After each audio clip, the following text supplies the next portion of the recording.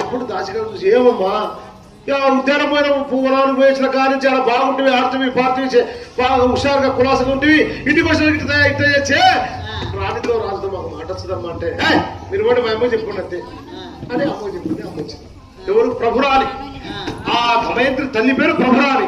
ఆమె చేయమమ్మా ఎన్నో నోములు నోసి కట్టేవి బిడ్డ నిన్ని పాయక 12 ఏళ్ళు ఆ మునీశ్వరుల దగ్గర దౌలమాముని పాదసేవ చేసి నిన్ను కన్నావమ్మా. నువ్వు ఇలా ఉంటే మాకు మళ్ళా పిల్లల మీద ప్రేమ ఎంతుంటుంది, మళ్ళా ఆ పిల్లలకు పెళ్లిళ్ళైతే తల్లిదండ్రుల ప్రేమ ఉంటుంది. అది లోక ధర్మం. కాబట్టి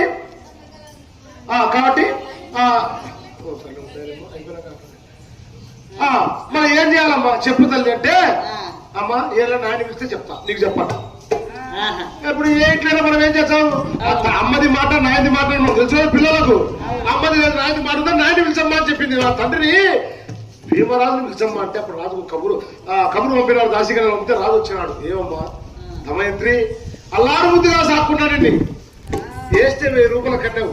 దేవాల దేవతలు 4 లోకాల్లో దేవలోకము నాగలోకము గంధర్వలోకము కిన్నెర లోకం ఏ లోకంలో కూడా ఇంత అందగత లేదని దేవతలు ఋషులు భట్లు బ్రాహ్మణులు ప్రజలు పోతుంటే ఎంతో సంతోషపడ్డా.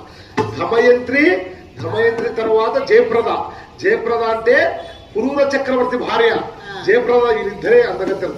మిగతా వాళ్ళు మళ్ళీ ఇంతమంది రావచ్చు కానీ కృతయుగంలో ఇంత అందగత్తెలు లేరని అప్పుడు ఆ పురాణంలో ఉంది. జయప్రద అంటే ఆయన కూడా సచక్రవర్తి పురుణ మహారాజు. ఆయన చరిత్ర కూడా వేరే ఉంది. ఆయన భార్య జయప్రద. ఆయన కూడా అర్థం. తర్వాత అప్పుడు